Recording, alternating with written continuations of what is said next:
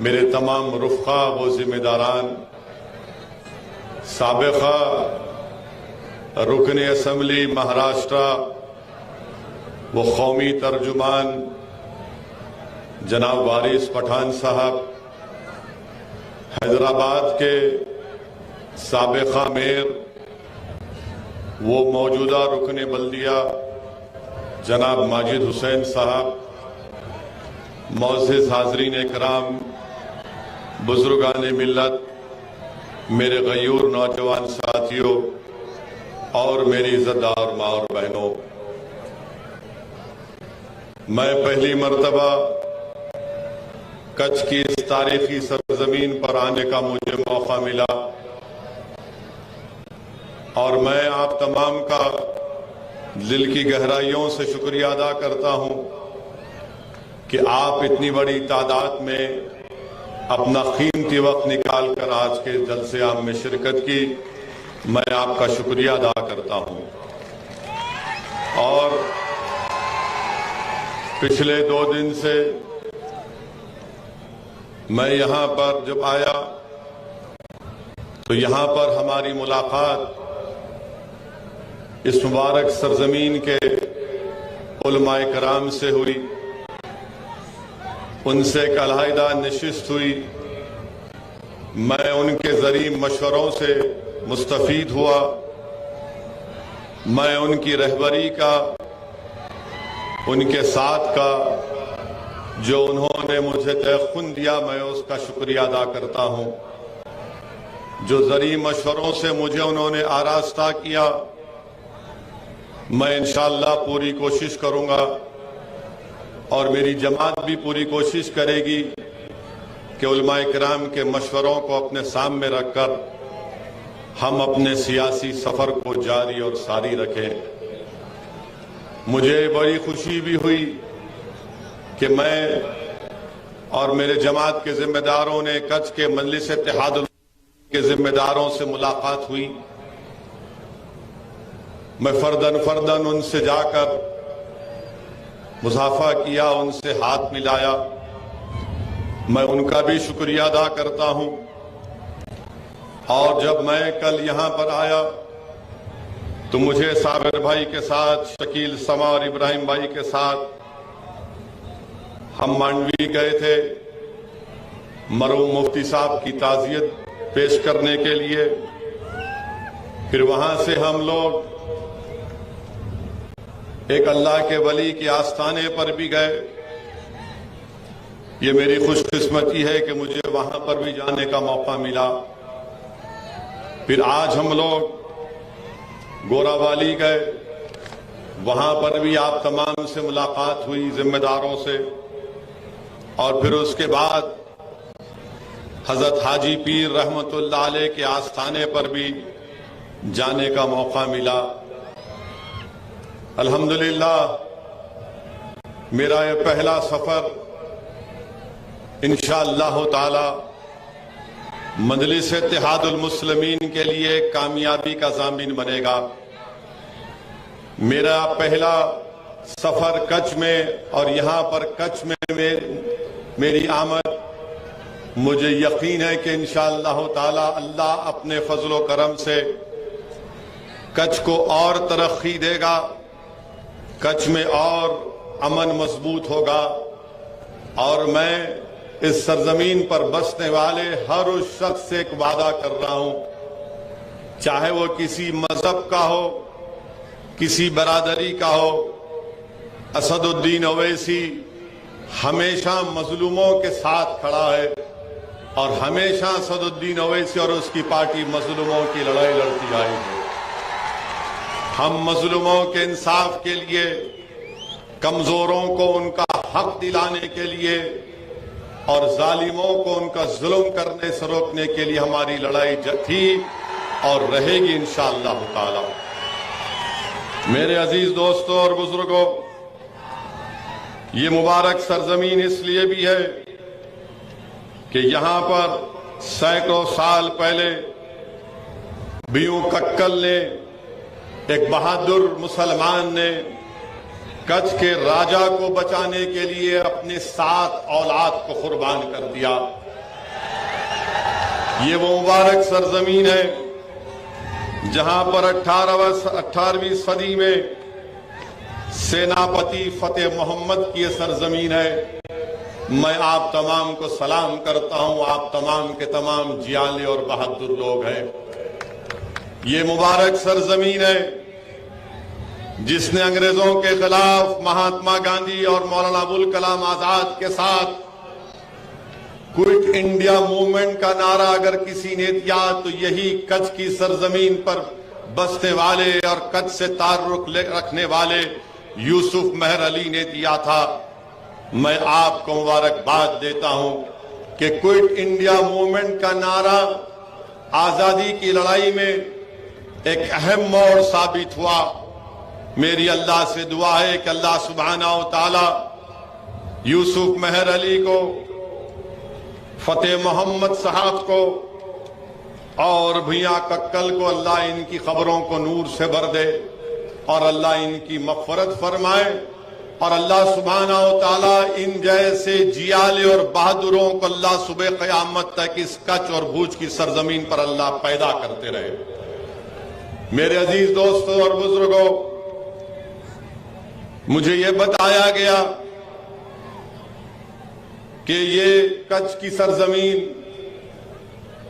भारत के प्रधानमंत्री को बड़ी पसंद है।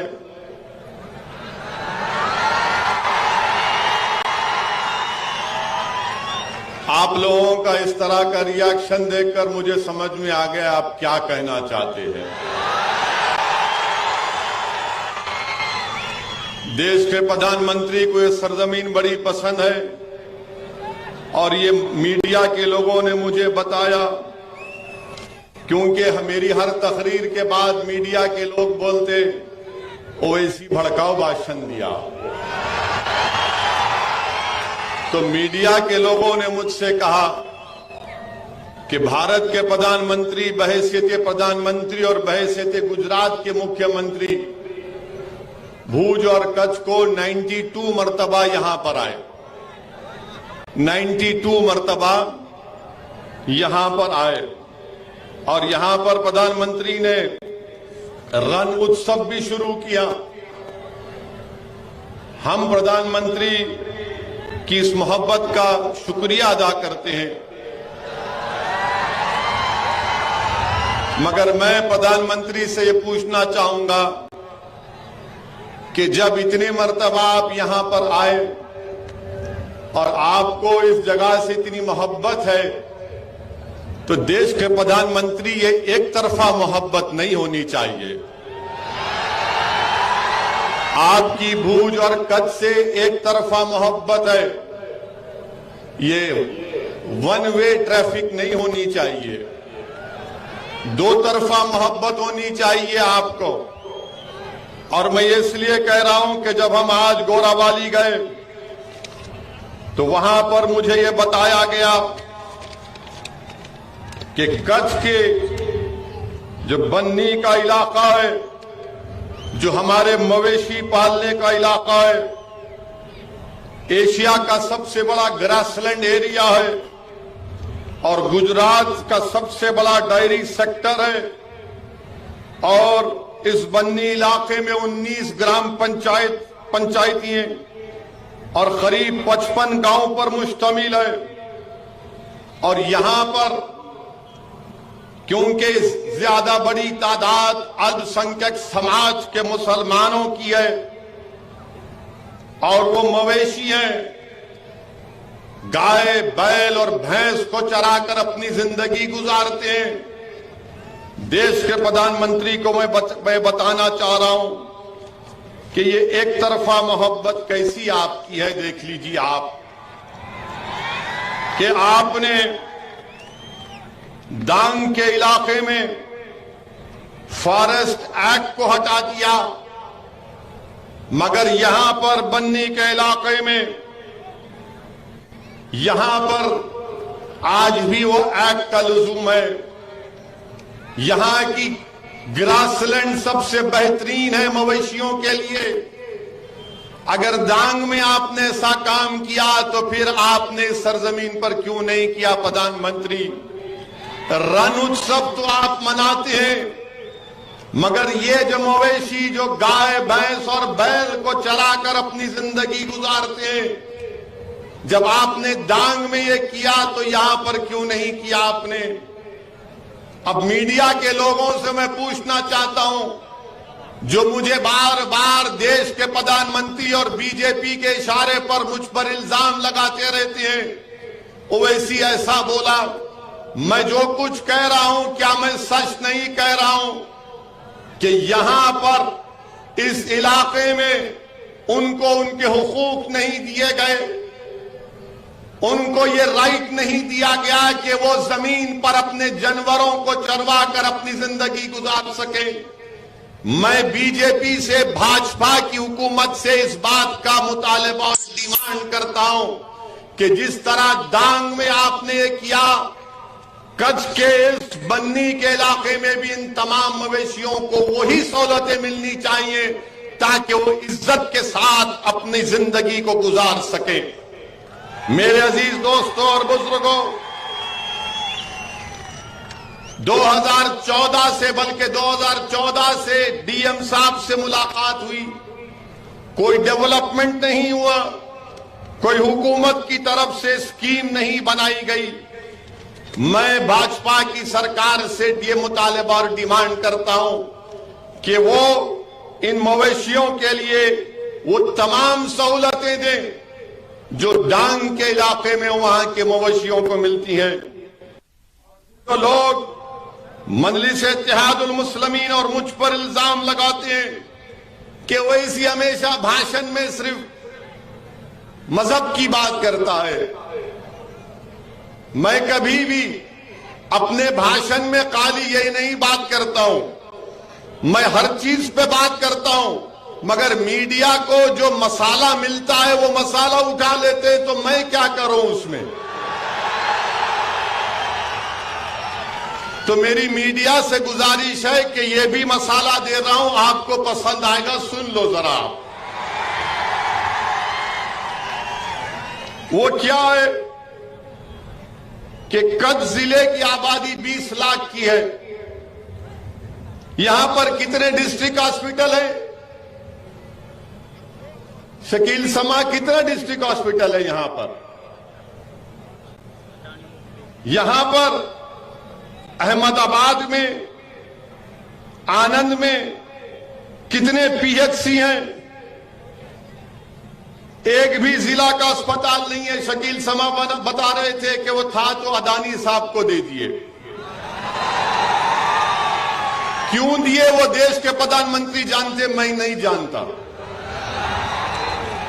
अहमदाबाद में 118 पब्लिक हेल्थ केयर सेंटर हैं। आनंद जिले में 2 डिस्ट्रिक्ट अस्पताल हैं और कच्छ में खाली 77 पब्लिक हेल्थ केयर सेंटर हैं। प्रधानमंत्री, ये कच्छ से नाइंसाफी क्यों भाजपा की सरकार कर रही है? दूसरी बात कि कच्छ की जो जबान है वो मुख्तलिफ है, बड़ी मीठी है, बड़ी प्यारी है। उसकी हिफाजत करने के लिए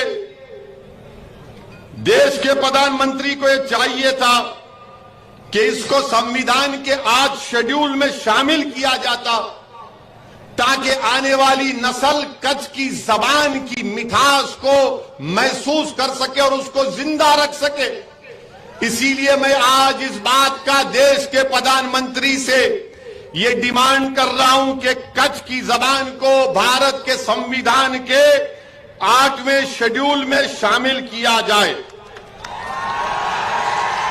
भारत के प्रधानमंत्री 92 टाइम्स कच्छ को आए। कल्पासर पानी का प्रोजेक्ट 20 साल से चल रहा, मुकम्मल नहीं हो रहा। हम देश के प्रधानमंत्री से ये डिमांड करते हैं कि कच्छ में जो पीने के पानी की और पानी की किल्लत है उसको दूर किया जाए। बल्कि मैं तो आगे बढ़कर कहता हूं कि भारत के संविधान में आर्टिकल 371(2) भारत के संविधान में आर्टिकल 371(2) में एक रीजनल डेवलपमेंट बोर्ड बनने की गुंजाइश है। जो भाजपा भी कहती थी, जो 25 साल से उसको भूल चुकी है, आज मैं याद दिला रहा हूं कि आर्टिकल 371(2) के तहत कच्छ और भुज के इलाके में एक रीजनल डेवलपमेंट बोर्ड बनना चाहिए, क्योंकि गुजरात का सबसे पिछड़ा इलाका अगर कोई है तो यही इलाका है। इस इलाके से इंसाफ उसी वक्त होगा जब आर्टिकल संविधान के 371(2) के तहत एक रीजनल बोर्ड बनेगा, तब जाकर इस इलाके के लोगों को नौकरी मिलेगी, स्कूल मिलेगा, मवेशियों को पानी मिलेगा, उनको उनका राइट मिलेगा। ये मजलिस इत्तेहादुल मुस्लिमीन भाजपा हुकूमत से और देश के प्रधानमंत्री से इस बात का डिमांड करती है। और दूसरी बात कि आप जानते हैं कि कच्छ में 40% महिलाएं इलिटरेट हैं। क्यों है? देश के प्रधानमंत्री तो 92 टाइम्स कच्छ को आए। क्या देश के प्रधानमंत्री को नहीं मालूम कि हमारे महिलाएं 40% इलिटरेट हैं? और अगर आप देख 20% इलिटरेट है। ये क्यों यहां पर 40% है? इसीलिए मैंने कहा था शुरुआत में कि नरेंद्र मोदी सिर्फ एक तरफा मोहब्बत चाहते हैं, अपनी तरफ से मोहब्बत नहीं करना चाहते। वो पूरे देश को बोलते हैं तुम सिर्फ मुझे चाहो, मुझसे मोहब्बत करो, मगर जब देश पूछता है जरा आप भी तो मोहब्बत दिखाओ, तो बोलते मित्रों चाय पियो।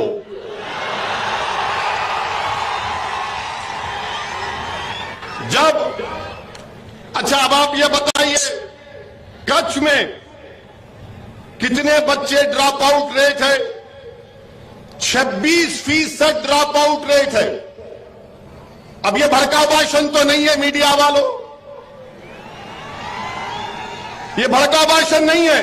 26% ड्रॉप आउट रेट है। इसमें सब है, हिंदू है, मुसलमान है, दलित है, बैकवर्ड क्लास है, सब इसमें शामिल है। 26% ड्रॉप आउट रेट है, यानी 4 बच्चों में से एक बच्चा सिर्फ सेकेंडरी एजुकेशन मुकम्मल करता है। इसका जिम्मेदार कौन है? क्या इसका जिम्मेदार ओवैसी है? इसके जिम्मेदार भाजपा की सरकार है। और वही साबरकांता में चले जाइए, सिर्फ 6% बच्चे ड्रॉप आउट रेट है, और कच्छ में 26% ड्रॉप आउट रेट है। अब आप बताइए भड़काऊ भाषण कौन दे रहा है? मेरे अजीज दोस्तों और बुजुर्गों, और फिर मैं ये भी बताना चाहूंगा कि जब नरेंद्र मोदी गुजरात के मुख्यमंत्री थे तो उन्होंने कच्छ के लिए उस वक्त की यूपीए सरकार से लड़कर एक स्पेशल इकोनॉमिक जोन यहां पर लिया था, ताकि यहां के हैंडीक्राफ्ट को, यहां के आर्टिजन्स को फायदा हो सके। बल्कि इलाका की निशानदेही कर दी गई थी मोती चिराल गांव में। अब प्रधानमंत्री बने तो एसीजेड गायब हो गया कच्छ का। क्यों प्रधानमंत्री? क्या ये वन वे लव नहीं है? मेरे अजीज दोस्तों और बुजुर्गों, फिर वहीं पर आप जानते हैं कि इस इलाके के जो ऊंट हैं, दुनिया के कोई ऊंट पानी में तैर नहीं सकते, कच्छ के ऊंट पानी में तैर सकते हैं।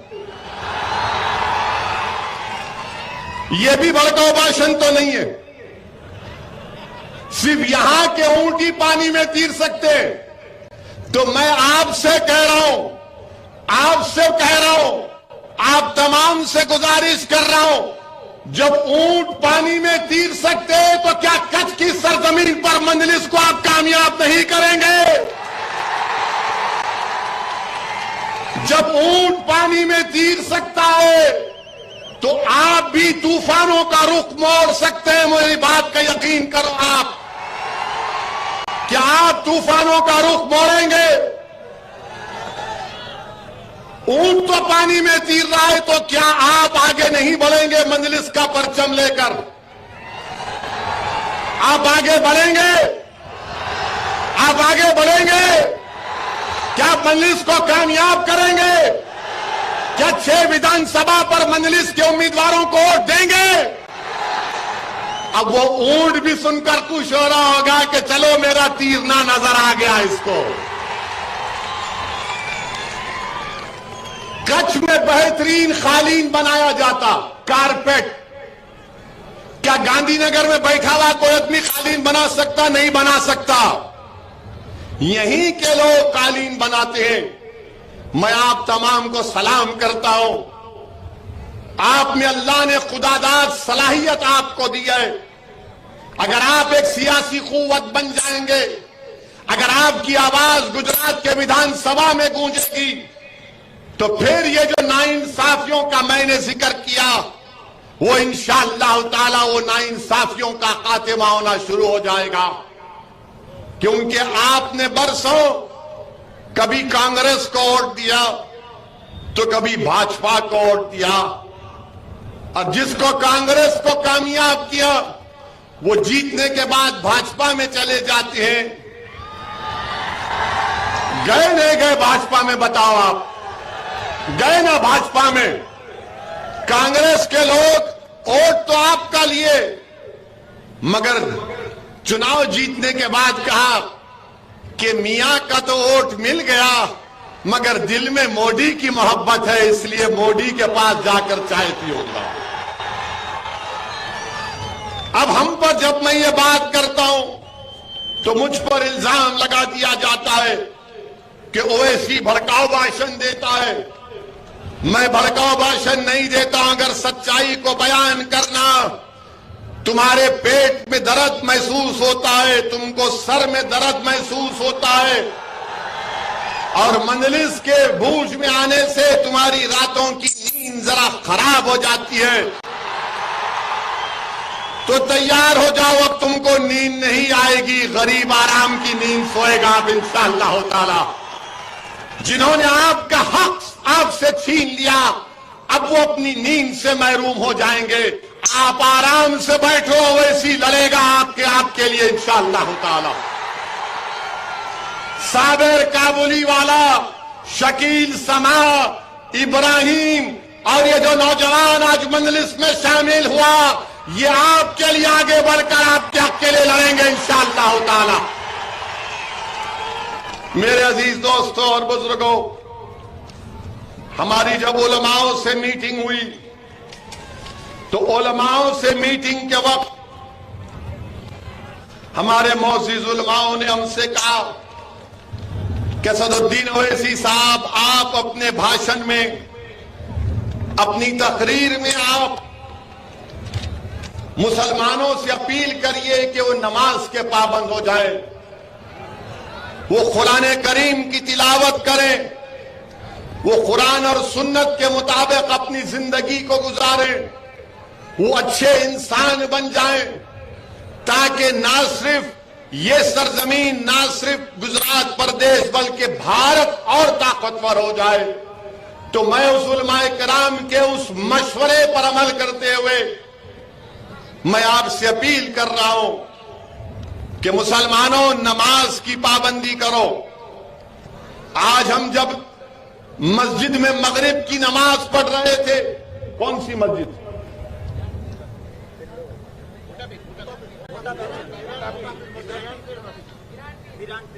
पीरानपीर मस्जिद में नमाज पढ़े मगरिब की हम।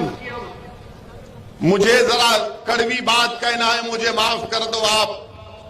बहुत से नौजवान बाहर खड़े थे कि हम बाहर निकलेंगे तो हमसे हाथ मिलाएंगे या सेल्फी लेंगे। मैं उन नौजवानों से अपील कर रहा हूं, नौजवानों, मेरे साथ हाथ मिलाने से, मेरे साथ सेल्फी लेने से तुम्हारी खबर में कोई काम नहीं आएगा। तुम्हारी खबर में काम आएगा तो अल्लाह के सामने सर झुकाना। मैं भी जाऊंगा, तुम भी जाओगे इस दुनिया से, हम सब जमीन की रजा बनेंगे। मुसलमानों के लिए नमाज फर्ज है। और नमाज पढ़ना हमारी जिम्मेदारी है। हम में और अगयारों में फर्क यह है कि हम नमाज पढ़ते हैं, तो नमाज की पाबंदी करो नौजवानों। 3 रकात पढ़ना था, 4 मिनट में नमाज हो जाती है। ऐसा गए, वजू करे, आए, 3 रकात पढ़े, पहले 3 की आदत डालो, फिर 2 की पढ़ेंगी, फिर 2 की पढ़ेंगी। मगर दीवार के पास खड़े होकर लोग देख रहे थे कि कब निकलेगा ओवैसी। क्या तुम ये सोचे कि अल्लाह देख रहा था कि तू दीवार तक अगर अंदर आ जाता तो मैं अपनी रहमत को तुझ पर और नाजिल कर देता। तो इसलिए मेरे नौजवान दोस्तों, भाइयों, बुजुर्गों, नमाज की पाबंदी करिए, कुरान शरीफ की तिलावत करिए, अल्लाह से अपने रिश्ते को मजबूत करिए। और जब हम अपने इस रिश्ते को मजबूत करेंगे तो इंशाअल्लाह ताला दीन दुनिया में अल्लाह हमको कामयाब और कामरान करेगा। तो मेरी आपसे दमन गुजारिश है कि कुरान और सुन्नत को अपनाइए, अच्छे इंसान बनिए, ताकतवर इंसान बनिए, कमजोर नहीं, ताकतवर बनिए। और ताकतवर से मतलब यह नहीं है कि दौलत हासिल करना, ताकतवर से मतलब यह नहीं है कि किसी को गाली देना मोटी, ताकतवर से मतलब यह नहीं है कि किसी को गुस्सा दिखाना, ताकतवर यह है कि तुम सच्चाई को अपना लो, तुम हक परस्त बन जाओ। यह ताकत है हमारी। और इस ताकत को हासिल करना अगर है तो कुरान और सुन्नत को अपनाना पड़ेगा। यह मैंने उलेमाओं के, मशाइखीन के पैरों के पास बैठकर सुना है। ये मेरे अल्फाज नहीं है, ये अल्लाह वालों की जबान से मैंने सुनी है, अहले दिल की जबानों से सुना है, और उनके सुने हुए अल्फाज को आपके सामने रख रहा हूं। मेरे अजीज दोस्तों और बुजुर्गों, चौथी बात जो मैं आपके सामने रखना चाह रहा था वो ये है कि भारत में, ये हमारा वतन अजीज है, हमको शिकायत है कि हमारे हुकूक जो भारत के आईन में हमको गारंटी किए गए वो हमको नहीं मिलते हैं। तो मेरी आपसे गुजारिश है कि आप एक सियासी ताकत बनिए, सियासी ताकत बनिए, अपने वोट से अपने पार्टी के नुमाइंदों को कामयाब करिए। और याद रखिए मेरी इस बात को, आप हुकूमतों को बदल नहीं सकते, मगर आप में इतनी ताकत है कि आप अपने पार्टी के उम्मीदवारों को विधायक एमएलए बनाकर गुजरात की विधानसभा में भेजा सकते हैं। अगर आप ये काम करने तैयार हैं तो याद रखिए, जो पिछले 50-60 साल से नाइंसाफियां होती आ रही हैं, उन नाइंसाफियों का हम खात्मा कर सकते हैं। मजलूमों को जो उनके हक से महरूम कर दिया जा रहा है, हम उन मजलूमों को इंसाफ दिला सकते हैं। याद रखो नौजवानों, ये लड़ाई तुम्हारे लिए हम लड़ रहे हैं। याद रखो मेरे बुजुर्गों, ये लड़ाई हम इन आने वाले बच्चों के मुस्तकबिल को अच्छा रखने के लिए लड़ रहे हैं। याद रखो मेरी इज्जतदार मां और बहनों, जो तुम्हारे दिलो दिमाग में अपने नौजवान बच्चे और बच्चियों के मुस्तकबिल को लेकर तुम्हारे माथे पर बल आ जाता है, उस पेशानी की तकालीफ को दूर करने की लड़ाई आज मजलिस इत्तेहाद और मुस्लिमीन लड़ रही है। नौजवानों, अगर तुम ये महसूस करते हो कि मेरी आवाज को भारत में नहीं सुना जा रहा है, तो याद रखो असदुद्दीन ओवैसी के इस अल्फाज को। अगर तुम चाहते हो कि तुम्हारी आवाज को सुना जाए, तो इस जलसों में नारे लगाने से तुम्हारी आवाज नहीं सुनी जाएगी। तुम्हारी आवाज जब तुम्हारा नुमाइंदा साबिर काबुली वाला हो, शकील समा हो या कोई भी हो, जब आपकी दुआओं से, आपके वोट से जीतकर गुजरात की विधानसभा में जाएगा, जब वो वहां खड़े होकर पुकार कर कहेगा कि भूज और कच्छ में बसने वाले गरीबों से इंसाफ होना चाहिए, तब इंसाफ होगा। वरना याद रखो, सिर्फ यही होता रहेगा कि तुम नारे लगाओगे, तुम वाह वाह करोगे और जो तकरीर करने वाला तकरीर करके खुश होकर चला जाएगा कि मैंने बड़ा अच्छा भाषण दिया था, लोगों की वाह वाह और दाद हासिल की। मगर असदुद्दीन ओवैसी तुम्हारी दाद का मोहताज नहीं है, असदुद्दीन ओवैसी तुम्हारी तारीफ का मोहताज नहीं है। असदुद्दीन ओवैसी अगर यहां पर आया है तो तुमसे भीख मांगने के लिए आया है कि खुदा के लिए मुत्तहिद हो जाओ, मुत्तहिद हो जाओ, मुत्तहिद हो जाओ। तुम अगर मुत्तहिद हो जाओगे तो याद रखो हम अपने मसाइल का हल तलाश कर लेंगे, वरना इसी तरह हमको भूल भलैयों में हमको फिराया जाता रहेगा, दिल फरेब बातें किए जाएंगे और धोखा दिया जाता रहेगा, खिलौने देकर हमको बहलाया जाएगा, मगर हमारे बुनियादी मसाइल की तरफ कोई तवज्जो और उसका हल नहीं निकालेगा। तो इसीलिए मेरे अजीज दोस्तों, ये लड़ाई आपकी लिए लड़ रहे हैं। मैं यहां पर अपनी इज्जत या मकबूलियत में इजाफा करने के लिए नहीं आया हूं। अल्लाह मेरी नीयत को जानता है। मैं यहां पर इसलिए आया हूं कि आपकी सरजमीन पर जिस तरह हमारे बुजुर्गों ने देश की आजादी में अपना हिस्सा अदा किया, मैं चाहता हूं कि तुम उन्हीं के नक्शे कदम पर चलकर तुम भारत के नेता बनो, ना सिर्फ गुजरात के।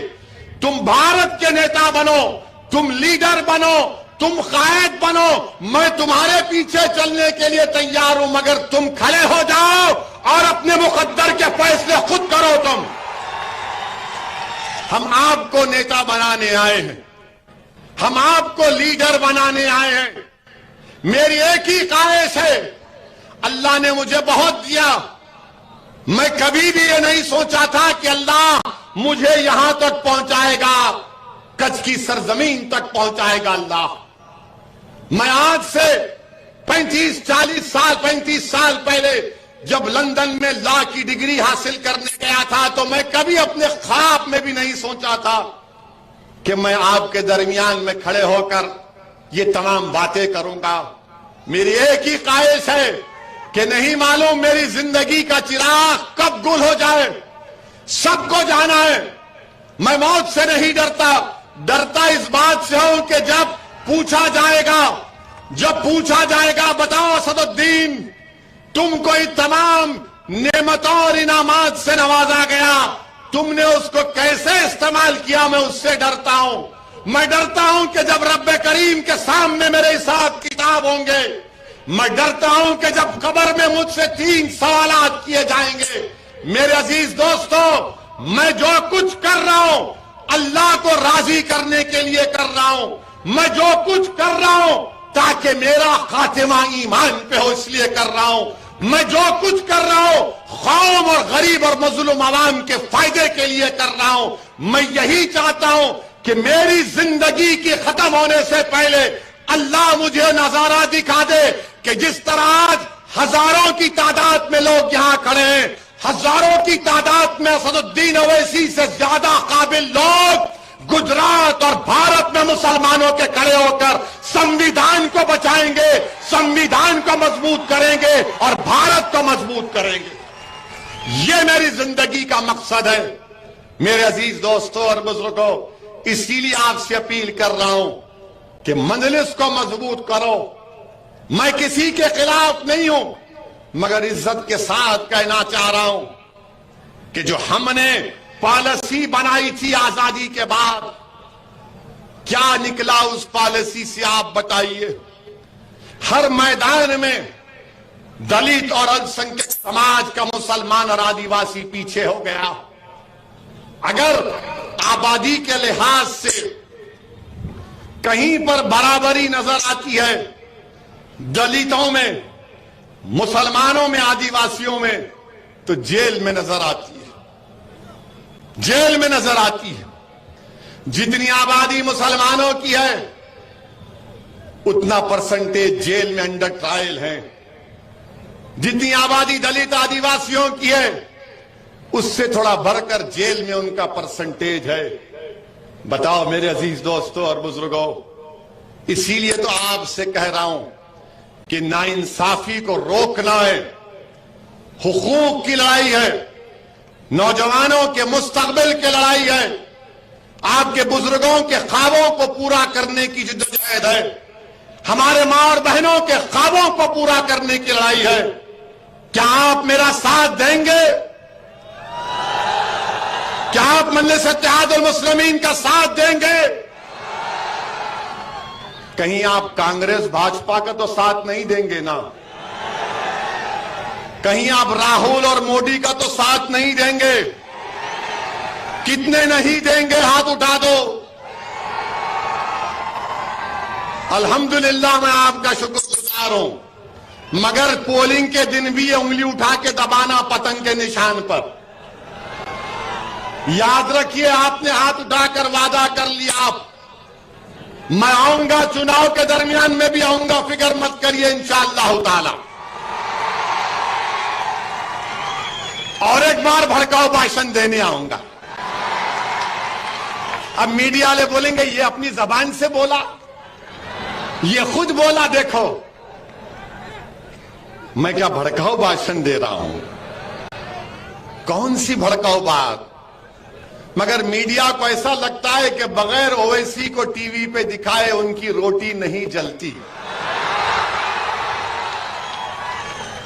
उनको दिखाना जरूरी है, दाढ़ी टोपी, उनको दिखता है मसाला मिलता है। मैं भारत के संविधान पर, अल्लाह के नाम पर हल्फ लिया हूं। मेरी लड़ाई संविधान के दायरे में थी, है और रहेगी इंशाअल्लाह ताला। संविधान के बाहर जाने का सवाल ही पैदा नहीं होता। जिसको जाना है वो जाए। मुझे भारत की चप्पे चप्पे से मोहब्बत है, इसके जर्रे जर्रे से मोहब्बत है, इसकी हर चीज से मुझे मोहब्बत है। और इंशाअल्लाह ताला अल्लाह मुझे जब तक जिंदा रखेगा, ये मोहब्बत बढ़ती जाएगी और बढ़ती जाएगी और कमी नहीं होगी उसमें इंशाअल्लाह ताला। मेरे अजीज दोस्तों और बुजुर्गों, अज़ान हो रही, क्या अज़ान हो रही? रुकते हैं।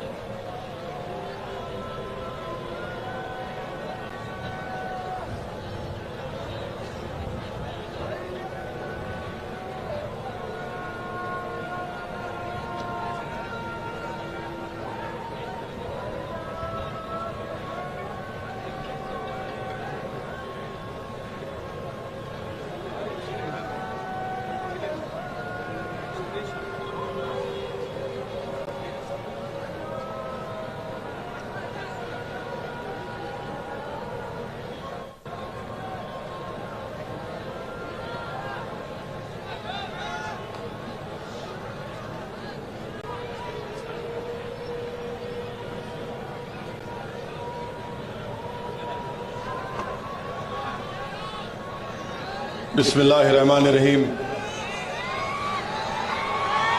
मेरे अजीज दोस्तों और बुजुर्गों, मैं आपसे अर्ज कर रहा था कि आपको एक सियासी ताकत बनना है।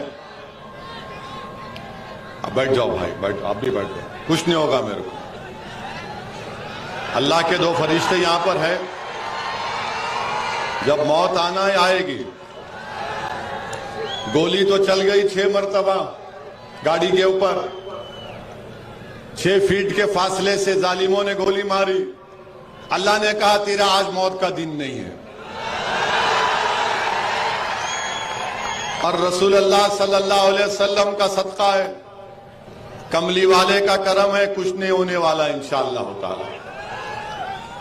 मेरे अजीज दोस्तों और बुजुर्गों, मेरी आज की इस तकरीर के बाद कल से कांग्रेस के लोग आपके पास आकर खुसखुस करेंगे।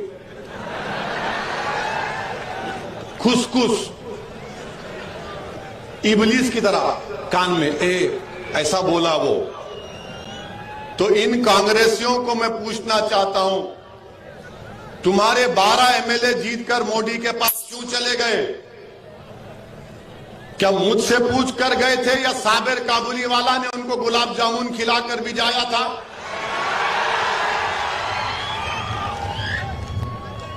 वो उनका लीडर, क्या नाम उसका, हार्दिक, हाँ हार्दिक, क्या वो शकील समा के साथ बैठकर ढोकला खाकर चला गया भाजपा में?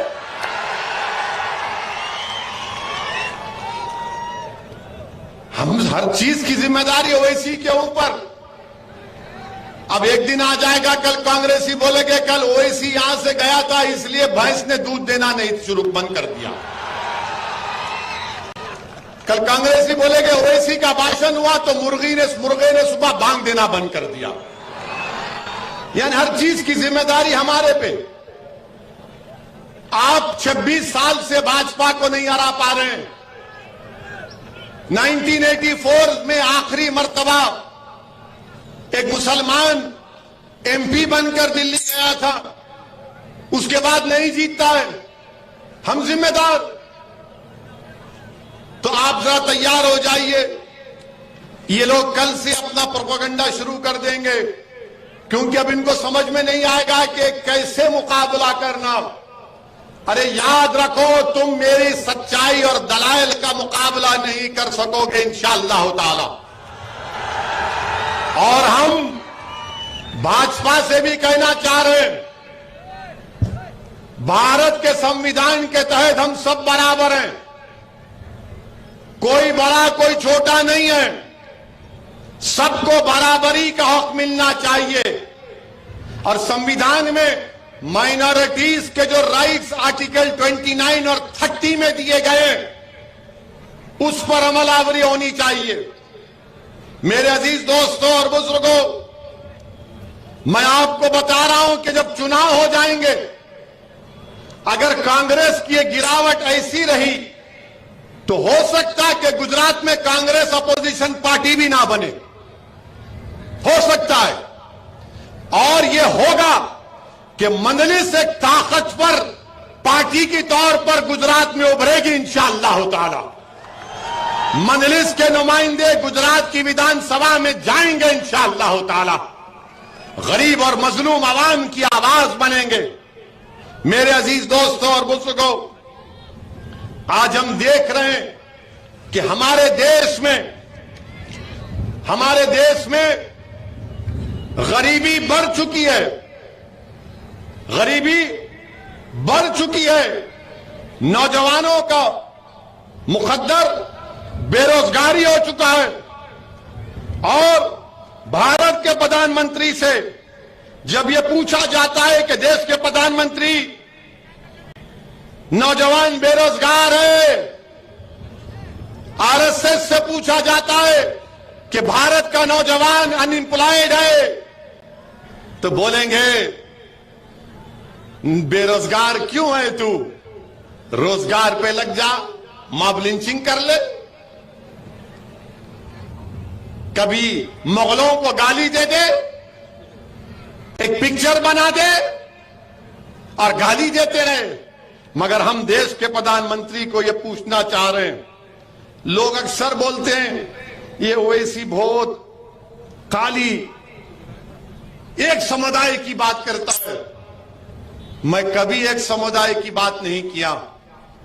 मैं आसमान के नीचे बसने वाले भारत की इस अजीमुशान सरजमीन पर बसने वाले भारतीयों की गरीब और मजलूमों के इंसाफ की बात करता आया हूं। और आज मैं पूछना चाह रहा हूं भारत के प्रधानमंत्री नरेंद्र मोदी से कि देश के प्रधानमंत्री आप युवाओं को नौकरी क्यों नहीं देते? 60 लाख नौकरियां हैं। सुनो कच्छ के बेरोजगार नौजवानों, सुनो गुजरात के बेरोजगार नौजवानों, सुनो भारत के बेरोजगार नौजवानों, गवर्नमेंट के पास, सरकार के पास 60 लाख नौकरियां हैं और 8 साल से देश के प्रधानमंत्री कुछ नहीं कर रहे। मोदी सिर्फ भाषण देते हैं, वादे करते हैं, ड्रामा करते हैं और उसके बाद जनता को भूल जाते हैं। 60 लाख नौकरियां कहां पर हैं? मैं पढ़ के सुनाता हूं मीडिया के लिए। बोलना है ना, हमारे दोस्त हैं, दुश्मन भी हो सकते मगर मैं आपका दोस्त हूं। सेंट्रल गवर्नमेंट में, सेंट्रल मिनिस्ट्री और डिपार्टमेंट में 9,10,000 नौकरियां हैं। कितने हैं? 9,10,153 नौकरियां हैं। कितनों को नौकरी होना? हाथ उठाओ। कितनों को नौकरी होना? हाथ उठाओ। डरो मत, कुछ नहीं होता। अब जब नौकरी होना, ये 9 लाख नौकरियां सेंट्रल गवर्नमेंट और डिपार्टमेंट में, और बैंक में कितने नौकरियां? पब्लिक सेक्टर बैंक में 2 लाख, 2 लाख 2 लाख नौकरी है। भारत के प्रधानमंत्री नौकरी क्यों नहीं देते? तो बोलते कश्मीर फाइल देख ले। फिर हेल्थ में 1,64,480 नौकरियां हैं। 1,64,000। आंगनवाड़ी में 1,76,057 नौकरियां हैं। अब बोलो ये भड़काऊ भाषण है? प्राइमरी एजुकेशन में सेंट्रल गवर्नमेंट के नवोदय विद्यालय में 16,329 नौकरी है। 16,339। स्टेट के प्राइमरी स्कूल में प्रदेशों के 8,37,000 नौकरियां हैं। हायर एजुकेशन में गवर्नमेंट ऑफ इंडिया, देश के प्रधानमंत्री के मातहत सेंट्रल यूनिवर्सिटीज में 18,647 नौकरी।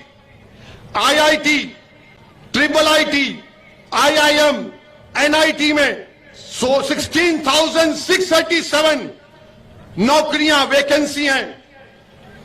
दूसरे सेंट्रल इंस्टीट्यूट्स में 1,662 नौकरियां हैं। आर्मी और पुलिस में, इंडियन आर्मी में 1,07,505 नौकरियां हैं।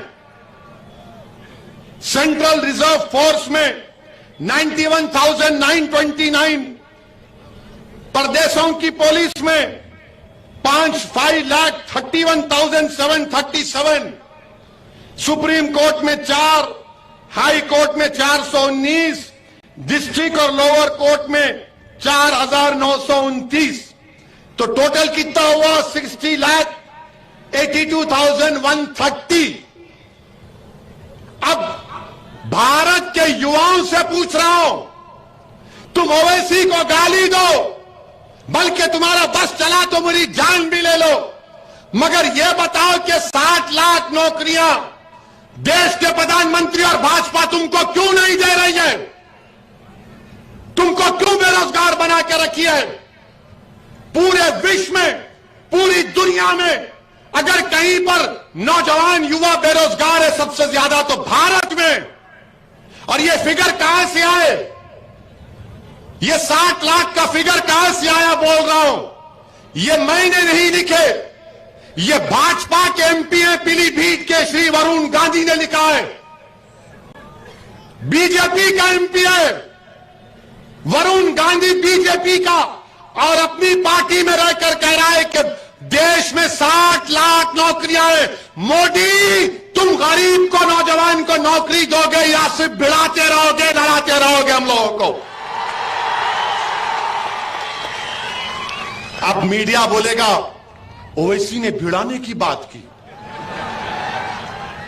मीडिया 60 लाख का जिक्र नहीं कहेगा, ओवैसी ने कच्छ में भाई भिड़ाने की बात की।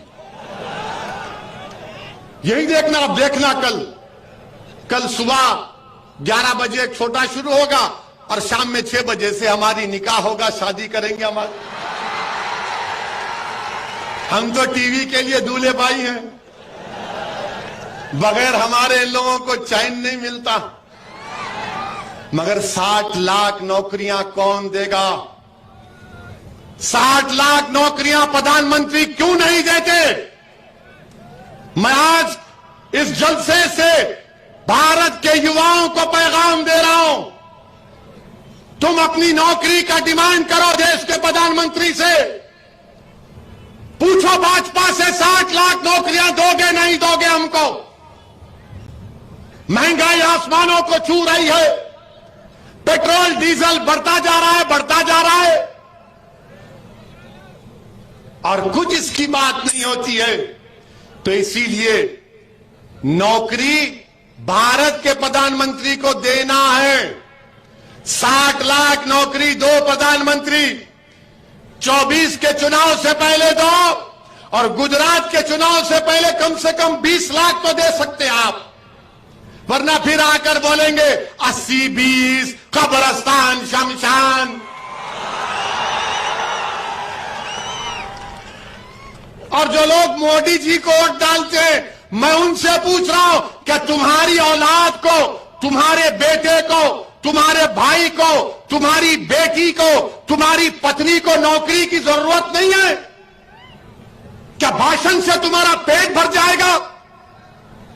भाषण से जज्बात उभार सकते हैं, और मुझसे ज्यादा कोई तकरीर भारत में नहीं कर सकता, चैलेंज देकर कह रहा हूं।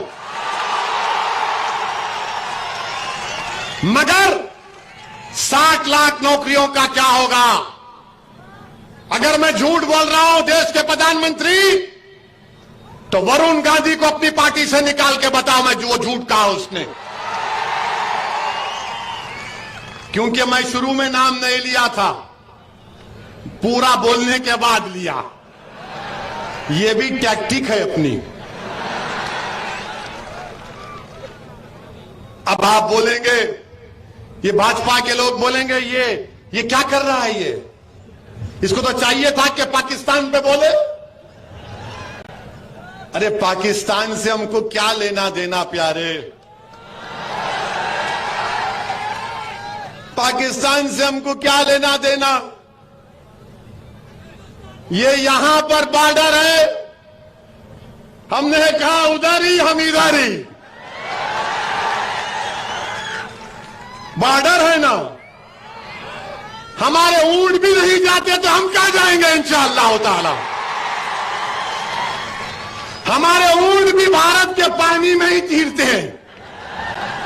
मोदी जी, आपको तो मोहब्बत है ना कच्छ से,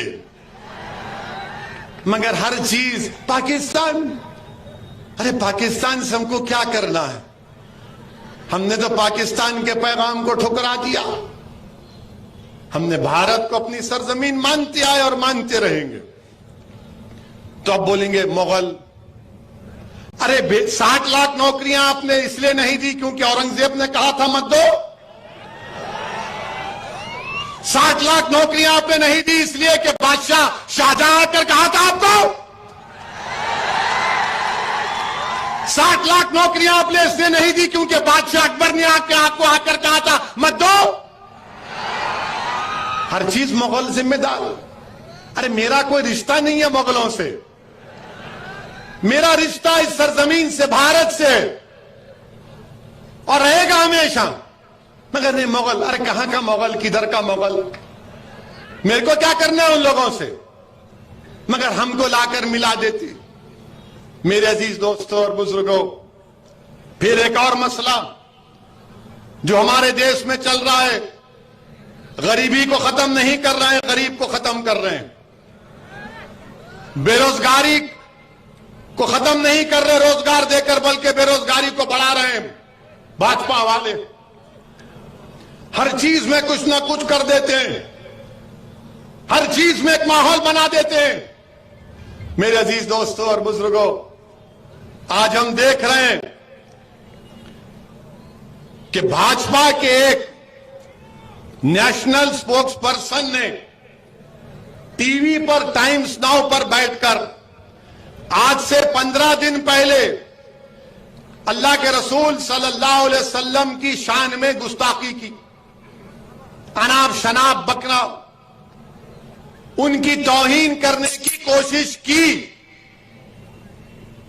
तौहीन कोई नहीं कर सकता इंशाअल्लाह ताला मेरे आका की शान में,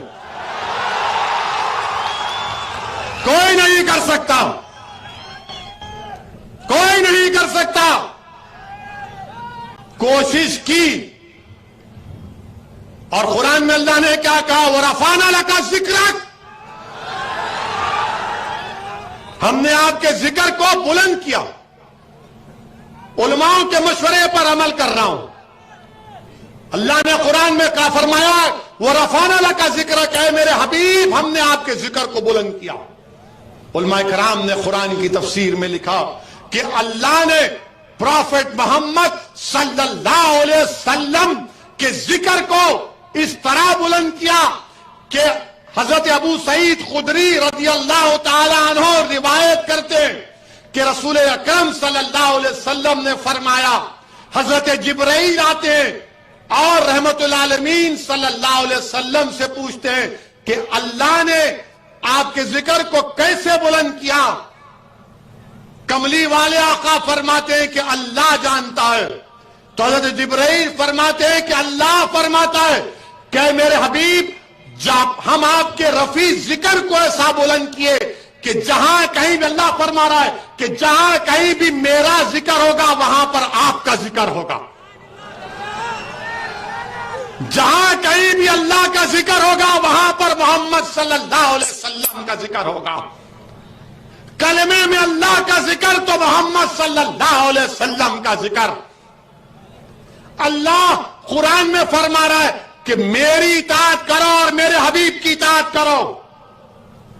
अल्लाह और फरिश्ते रसूल रहमत पर दुरूद और सलाम भेज रहे हैं और हमसे कह रहे हैं कि मेरे हबीब पर दुरूद और सलाम भेजते रहो।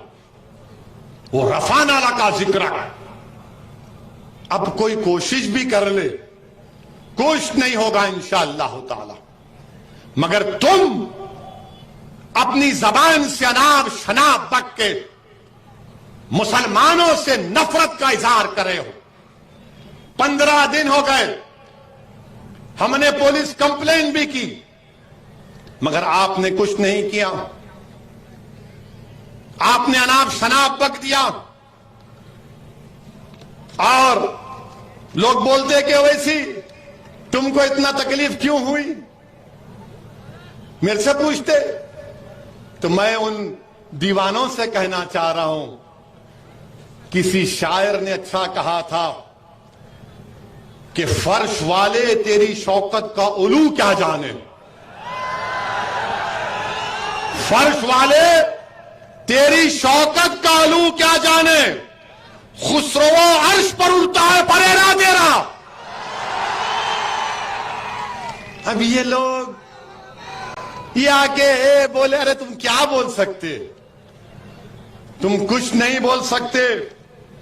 तुम सिर्फ अपनी जबान से अपने गंदी सोच का इजहार तुमने किया। और किसी शायर ने खूब कहा, मिट गए मिटते हैं, मिट गए मिटते हैं, मिट जाएंगे आधा तेरे। ना मिटा है ना मिटेगा कभी चर्चा तेरा। सच है ना ये?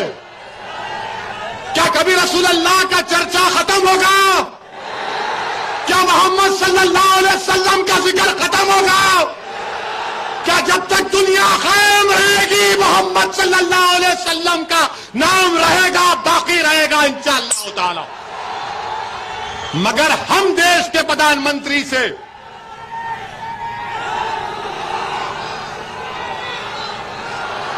नारे तकबीर, नारे तकबीर, हम देश के प्रधानमंत्री से हाथ जोड़कर विनती करते हैं कि आप अपने नेशनल स्पोक्स पर्सन के खिलाफ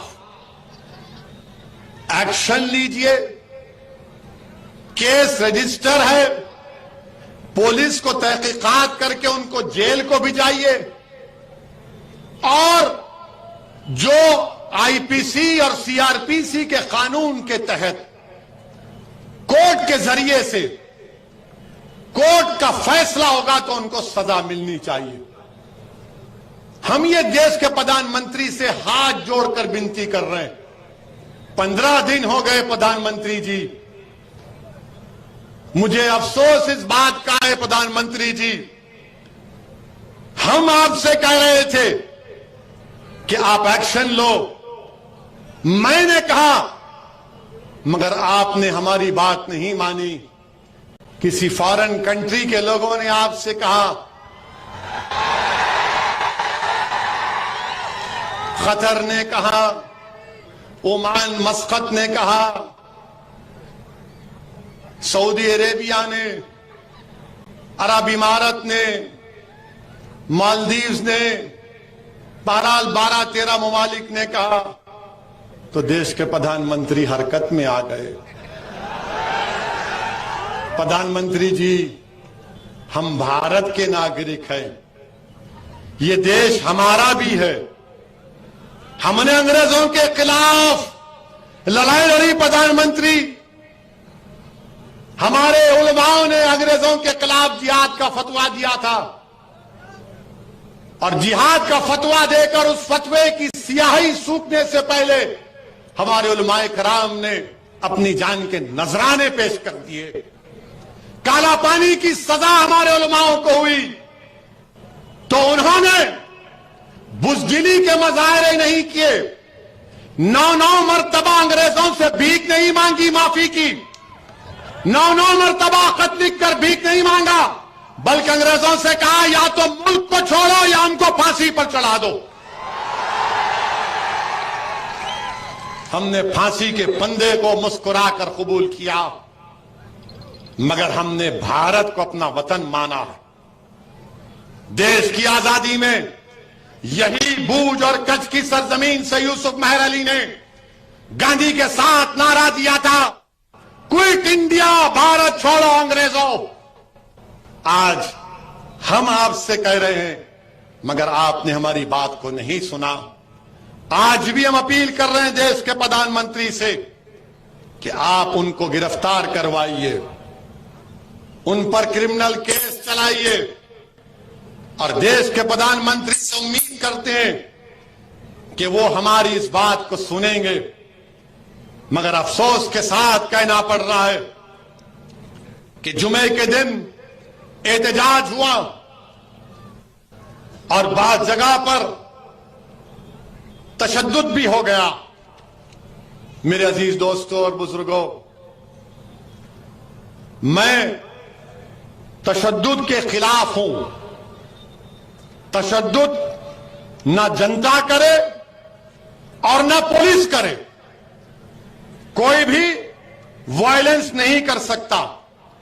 अब एक बात आपको और मीडिया के जरिए कहना चाह रहा हूं, जो बात बीजेपी के नेशनल स्पोक्स पर्सन ने कही, 15 दिन हो गए, जेल को नहीं गए, अरेस्ट नहीं किया गया। अब मिसालें देकर बता रहा हूं, जो प्रधानमंत्री कहते ना सबका साथ, सबका विश्वास, सबका विकास, ये सब झूठ है। क्यों है? 27 जुलाई 2019 पीटीआई की रिपोर्ट है कि एक फहीम अजीम सिद्दीकी हैं मीरठ जिले के। उन्होंने देश के प्रधानमंत्री की फोटो को तोड़ मोड़ कर पेश किया। उनको गिरफ्तार किया गया। गद्दारी का देश के ऊपर इल्जाम लगाकर जेल को भिजाया गया। एक केस ये। 2014 में एक ब्रिजेश यादव साहब हैं बलिया जिले के। 2014 में वहां पर ये ब्रिजेश यादव साहब 2017 में 500 की नोट जब गायब हो गई थी रातों रात, याद है ना? मोदी जी ने कहा गई। तो ब्रिजेश यादव ने ये अपने फेसबुक पोस्ट में लिखा, क्या लिखा कि मोदी ने कहा था कि 50 दिन दो भाइयों बहनों। कहा था ना, मीडिया वाले नाराज नहीं होना। उसने कहा 50 दिन हो गए, बताओ क्या हुआ।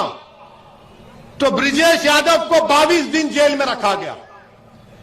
तीसरा एक कलाम कुंडा तहसील प्रतापगढ़ जिले के, उसने फेसबुक पर लिखा कि मुगल सराय को नाम बदलकर दीनदयाल उपाध्याय क्यों बनाया जा रहा है। तो उनको जेल में डाला गया। 14 दिन जेल में थे। फिर पूरा लिख के आया हूं। 10 मई 2022 इस साल पीटीआई की रिपोर्ट, एक इरफान हुसैन है फतेहगढ़ के, उन्होंने फेसबुक में प्रधानमंत्री के बारे में अनाप शनाप लिख दिया। तो 10 मई 2022 को इरफान को जेल को डाल दिया गया। 7 जून 2022 कलकत्ता में रॉडर राव एक आदमी है गोवा में बैठकर इसने ममता बनर्जी के खिलाफ अनाप शनाप बक दिया। तो कलकत्ता की पुलिस गोवा जाकर उसको गिरफ्तार करके जेल में डालती है। 17 अगस्त 2021 मनमोहन मिश्रा चेन्नई में, यूपी की पुलिस गई कोतवाली की, तुमने मोदी के बारे में यूट्यूब में अनाप शनाप कहा, जेल में डाल दिया। फरवरी 2018 2 लोग बलिया के, मोदी जी योगी और हिंदू भगवानों के खिलाफ अनाप शनाप बका, जेल में डाल दिया। एक जाकिर त्यागी है मुजफ्फरनगर का, इसने योगी के बारे में कोई मस्खरापन किया, उसको जेल में डाल दिया गया। जब योगी, मोदी और ममता बनर्जी पर कोई बोला जाता है तो जेल में डाल दिया जाता है। एक केस में तो 5 साल के बाद डाला गया। और मेरे रसूल सल्लल्लाहु अलैहि वसल्लम की शान में वो नुपुर शर्मा अनाप शनाप बकती है। 15 दिन हो गए, आप उसको आराम से घर में बिठा कर रखें।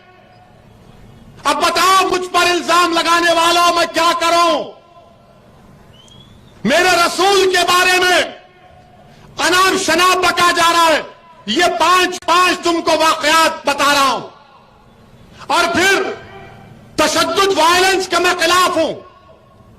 बताओ, झारखंड में 2 मुस्लिम बच्चों को गोली मार दी गई।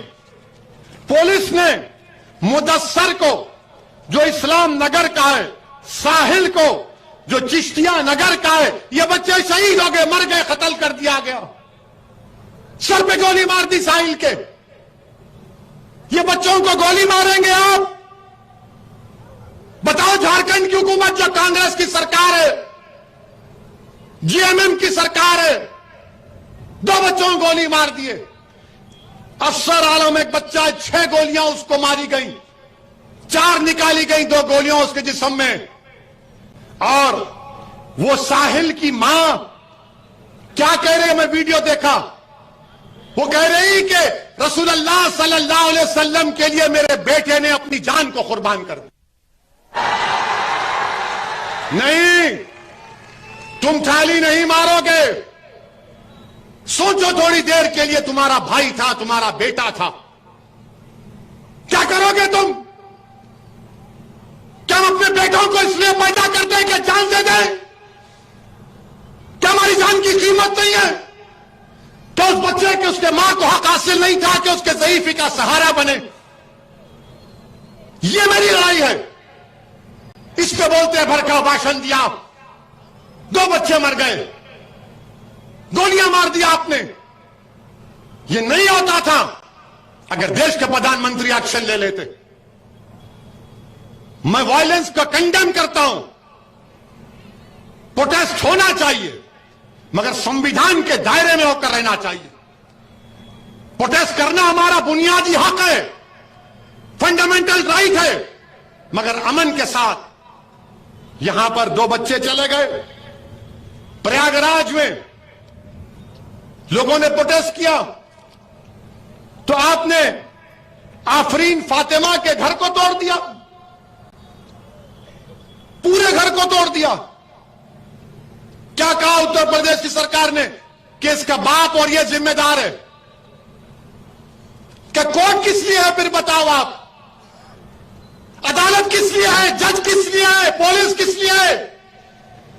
अगर तुम तय कर लोगे 15 दिन से नुपुर शर्मा गिरफ्तार नहीं होती और हमारे खिलाफ जजमेंट दे दिया जाता है कि तुम मेन आदमी हो, तुम्हारे घर को तोड़ दिया जाएगा। और घर को तोड़ रहे हैं। और ये मीडिया के लोग, जो इंग्लिश चैनल है न्यूज 18, वो क्या कहता है?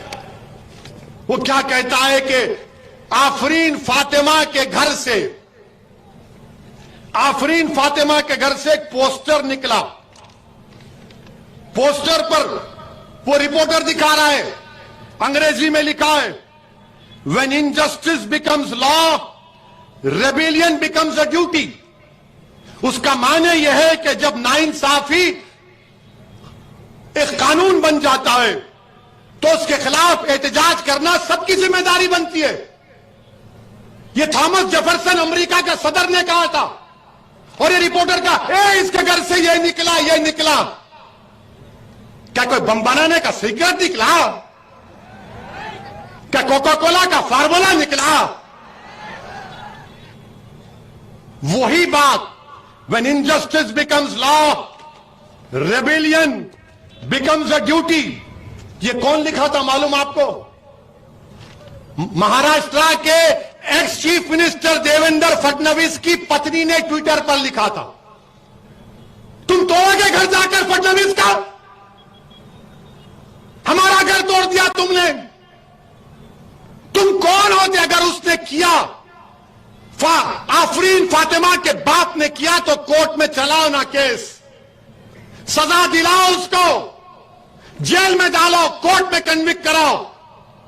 क्या उत्तर प्रदेश का मुख्यमंत्री उत्तर प्रदेश का चीफ जस्टिस बन चुका है कि वो फैसला करेगा कि किसका घर तोड़ दिया जाए? अगर आफरीन फातिमा के बाप को सजा भी होगी तो घर कैसा तोड़ते हैं आप? मुझे सजा होगी तो मेरा घर कैसा तोड़ेंगे आप? मुझे सजा होगी ना, मेरे घर को तो नहीं तोड़ा जा सकता। सारी दुनिया के सामने आपने उस बच्ची के घर को तोड़ा, बुलडोजर लगाकर तुमने। आफरीन फातिमा के घर को नहीं तोड़ा, तुमने भारत के रूल ऑफ लॉ पर बुलडोजर चला दिया। तुमने भारत की बुनियादों को कमजोर करने का काम किया। बताओ देश के प्रधानमंत्री, ये नफरत नहीं है तो क्या है? बताओ आप। अगर वो जिम्मेदार है तो चलाओ ना कोर्ट में केस। अच्छा, घर किसका तोड़ते हैं? उस बच्ची का घर तोड़ते हैं जो उसके बाप को मुल्जिम करार दे रहे हो। बाप का घर नहीं है, उसकी बीवी का घर है। बोलते इलीगल बनाया गया। तो क्या 6 साल से यूपी में बीजेपी की सरकार सो रही थी? और आपने क्या किया? पत्थर फेंके, घर तोड़ दिया। जब भाजपा के एक मंत्री टेनी, उनका बेटा बाप की गाड़ी से 6 लोगों की जान लेता है, सुप्रीम कोर्ट उसकी बेल कैंसिल करती है, तो भाजपा के लोग अजय टैनी का घर नहीं तोड़ते, आफरीन फातिमा का घर तोड़ते हैं। बताओ भेदभाव कौन कर रहा है? अजय का घर है तो नहीं तोड़ा जाएगा, फातिमा का घर है तो तोड़ा जाएगा। ये कौन सा इंसाफ है? ये कौन सा इंसाफ है? बताओ आप। उसका नाम अजय है तो घर नहीं टूटेगा। 5 लोगों की हत्या का इल्जाम, ये सबका साथ, सबका विकास, ये ढकोसले वादे। इसीलिए मेरे अजीज दोस्तों और बुजुर्गों, इस नाइंसाफी के खिलाफ आपको आवाज उठाना है। हम देश के प्रधानमंत्री से अपील कर रहे हैं, ये बुलडोजर जो आप घरों पर चला रहे हैं, एक समुदाय के घरों पर चला रहे हैं प्रधानमंत्री, देश के संविधान को आप कमजोर कर रहे हैं। ये देश चलेगा तो संविधान से चलेगा। तो फिर बंद कर दो अदालत को, ताला लगा दो अदालत को, जजस को कह दो कि अदालत मत आओ, क्योंकि मुख्यमंत्री तय करेगा कौन मुल्जिम है। क्या जरूरत है अदालत की? फिर क्या जरूरत है पुलिस की कि तुम अजय के घर को नहीं तोड़ते और फातिमा के घर को तोड़ते हो? तो याद रखो, शहजादी जन्नत का वास्ता देकर कह रहा हूं, अल्लाह शहजादी जन्नत के सदक़े में जालिमों को शिकस्त देगा इंशाअल्लाह ताला। मेरे अजीज दोस्तों और बुजुर्गों, उत्तर प्रदेश में यही कह रहा था मैं पुकार पुकार कर कि अपनी पार्टी को मजबूत करो, अपने नुमाइंदों को कामयाब करो। मगर वहां के लोग, बड़े लोग, बहुत बड़े लोग हैं, आज खामोश बैठे हुए हैं। वो बोल रहे थे नहीं नहीं सरकार बदलना है। मैं कह रहा हूं नहीं बदलोगे। घर तोड़ दिए, कोई नहीं चाहता। जो मुझ पर इल्जाम लगा रहे थे बी टीम का, आज कहां है तुम? बताओ क्यों तुम्हारे मुंह में दही जम गया? जो बोल रहे थे समाजवादी को दो, कांग्रेस को दो, मगर ओवैसी से होशियार रहो। अगर तुम्हारा नुमाइंदा होता तो कम से कम जाता वहां पर, पूछता उन लोगों से।